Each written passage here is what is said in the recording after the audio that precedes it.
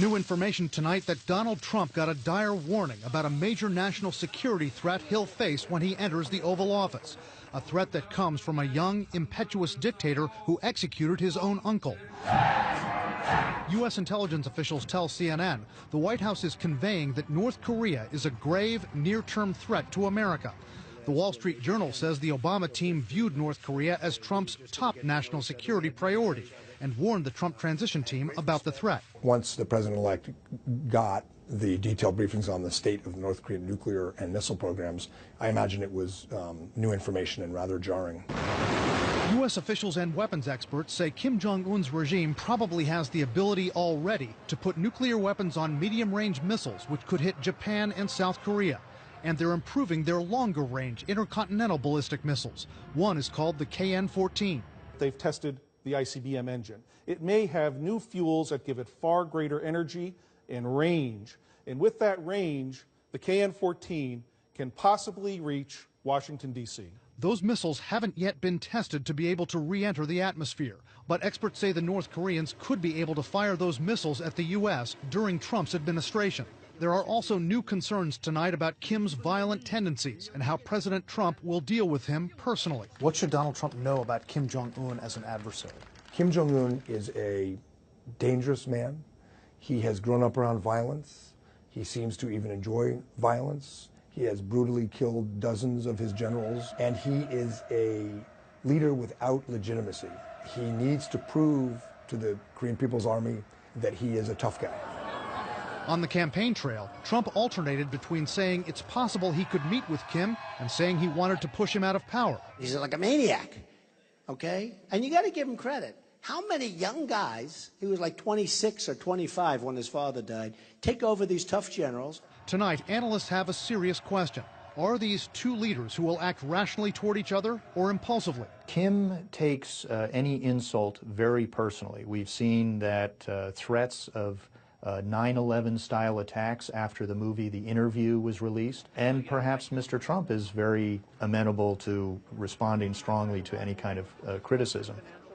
Now, we've pressed the Trump transition team for a response to that and on how they're going to handle Kim Jong-un. We haven't gotten a response. To take shape, meanwhile, among the top priorities, selecting a defense secretary and a secretary of state. Former CIA director and General David Petraeus says he is open to serving a Trump administration. We want to bring in retired four-star general right now, former U.S. Army Vice Chief of Staff and Fox News military analyst, General Jack Keane. General, good to see you.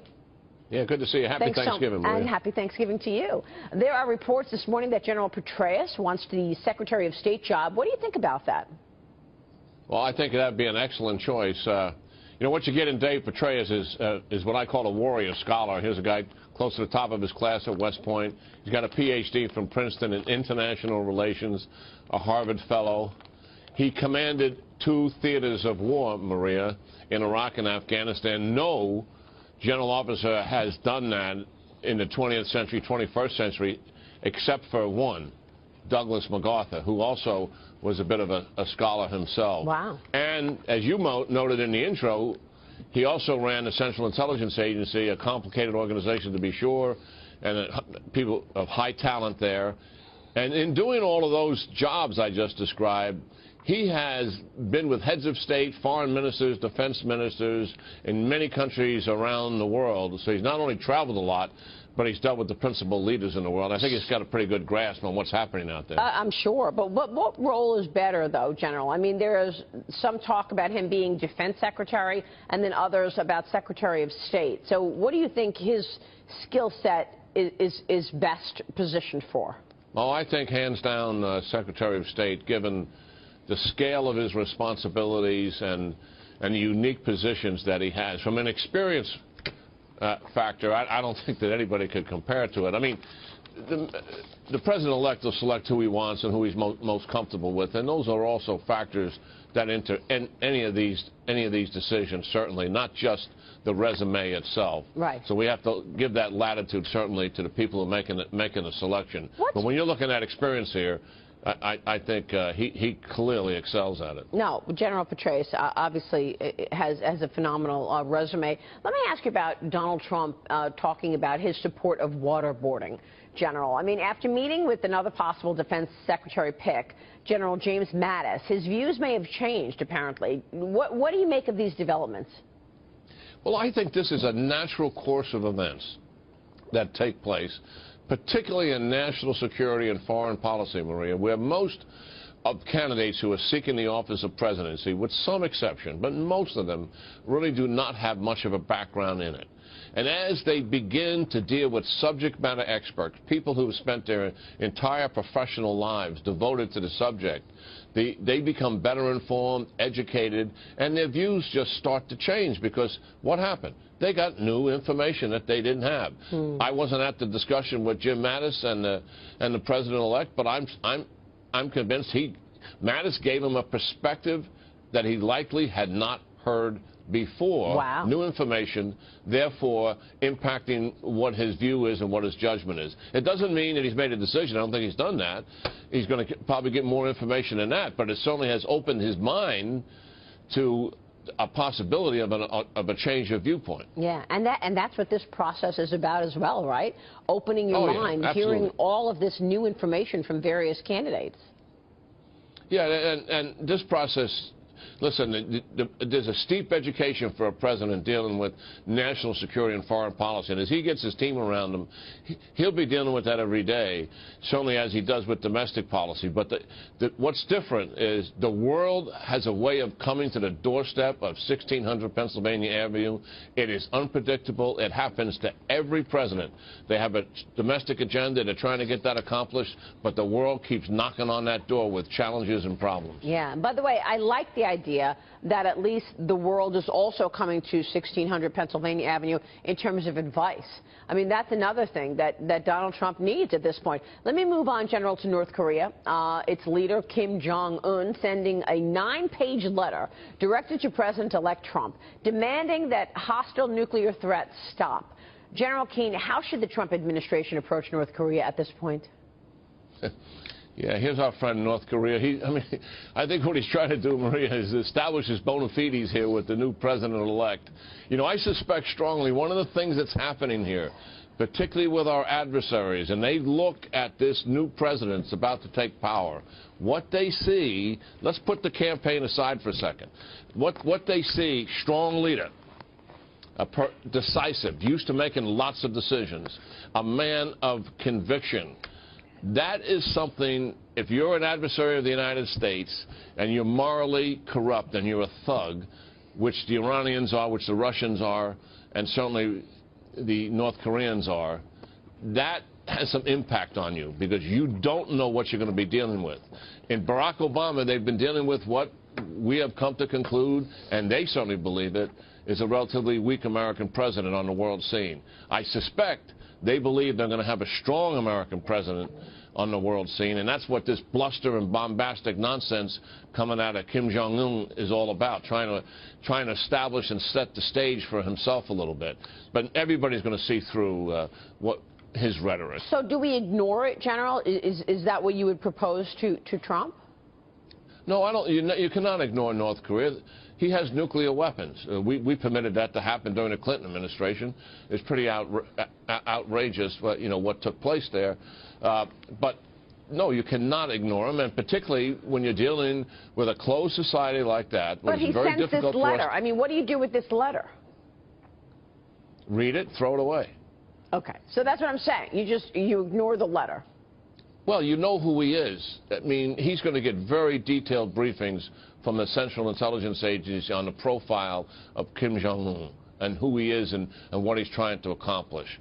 And certainly, I think largely the world already knows who he is. He's not particularly stable. He's got nuclear weapons. It's somebody we have to be concerned about. We cannot ignore him. But we also got to recognize bluster, bravado, bombastic stuff that comes out of his mouth. Incredible. Incredible to see what's happening right now before Trump takes office, how North Korea and others are positioning. Yeah, well, we're the #1 country in the world. We truly make a difference in the world.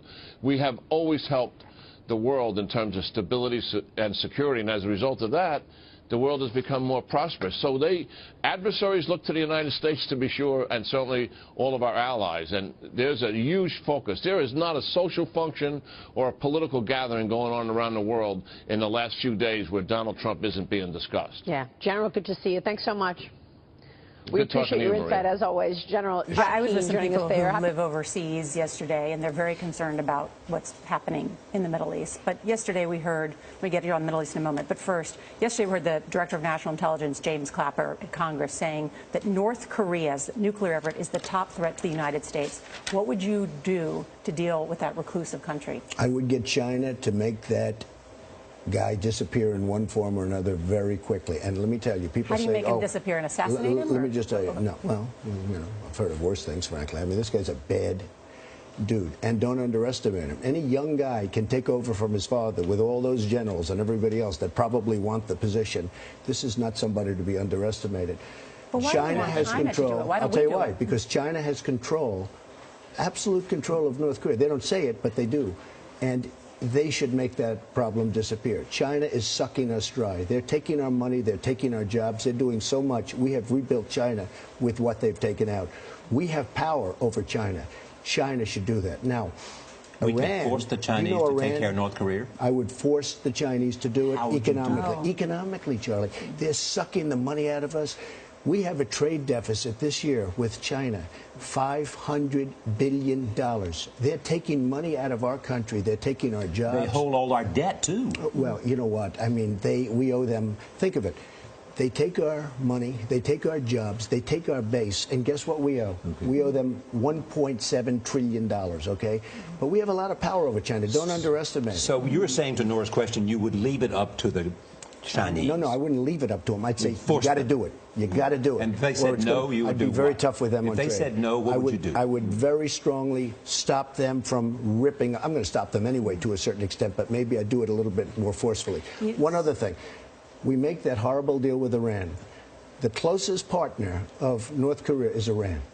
Why didn't we put something in there when we're making a deal and when we're giving them $150 billion? Why didn't we do something with Iran where Iran gets in and we force Iran to get in and do something with North Korea? We don't do anything. We should have, when we made that deal is a horror show. It's one of the worst I've ever seen. When we made the deal with Iran, why didn't Kerry say, look, you got to help us out. We have a problem. North Korea, he's playing around with nukes. Because nukes, that's the whole game changer, Charlie. You know, if it weren't for that, we shouldn't even be in the Middle East. But we can't take a chance that somebody plays the nuclear game. So we should have done that also. Yeah. But China, in the meantime, has tremendous power over North Korea, and they take our money, so we have power over China. Ted Cruz, Syria may be off the front pages, but the situation there is terrible. It's awful. Dire, yeah. We have the Defense Secretary Ash Carter in Brussels convening leaders there tomorrow, including Arab states, asking them to do more. They say that we need more U.S. leadership, that we should commit U.S. ground troops. Should we commit U.S. ground troops? Well, you know, Syria is a whole different thing, and you look at what's happening. I view ISIS as very important. And I love the fact that Russia is hitting ISIS. And as far as I'm concerned, they've got to continue to hit ISIS. But you know what Russia is doing in Syria? Russia is hitting the groups that we're backing. Sure. And why are we backing the group? We don't even know who those people are. I speak to generals. They're saying we're giving billions of dollars of equipment to people we have no... Here we go again. We're giving all of this money and all of this equipment to people we have no idea who they are. They're probably worse than Assad. I mean, Assad's no baby. He's not good. But who are the people that we're backing? Here we go again with Libya. That's President Obama's argument. Yeah. Well, I think that's good. Who the weapons would fall into whose hands. We have no idea. Well, why is he doing that? I mean, he's giving them a lot of weaponry, and we're backing people that want to knock out Assad. Russia and Iran, which is now a power, we've made them a power, they're backing Assad. We've got to get rid of ISIS. We've got to get rid of the people that are chopping off everybody's head. You say you have a good relationship with Putin, or would have a good relationship? I think I would have a very good relationship, but who knows? So could you convince Putin to get Assad to step aside? Well, they've been trying to do that. Yeah. Could I? I don't think it's that important, to be honest with you. I think, frankly, let's say you get rid of Assad or you knock out that government. Who's going to take over? The people that we're backing, and then you're going to have, like Libya, right? You take Gaddafi. Oh, we have to get rid of Gaddafi. Look what happened after we got rid of Gaddafi. Look what happened after we got rid of Saddam. Getting rid of Gaddafi was a mistake. It was just, yeah, to me, it was a total mistake. I mean, Benghazi was the least. Look at what's going on over there. It's a mess. Nobody knows anything about anything. You look at Saddam Hussein. We get rid of Saddam Hussein, the terrorists. It's the Harvard of terrorists. So getting rid of Gaddafi and getting rid of Saddam Hussein were both mistakes. Had we not done anything, had our politicians gone to the beach and enjoyed the sun, we would be in a lot better position than we are right now. Saddam Hussein, no good guy, but Saddam Hussein killed terrorists. Now Iraq is the Harvard of terror. You want to become a terrorist, go to Iraq. They'll teach you how, okay? Saddam Hussein was a bad guy. But, you know, one other thing he did, he blocked Iran. I mean, once you knocked out that section, all of us, and I said it, in 2003, 2004, I was against the war. I said, you're going to have the Middle East is going to be a mess. They used to fight forever. They couldn't move. They go 10 feet one way, 10 feet the other. Now you have a total destabilization in the Middle East because we knocked out one of the blocks.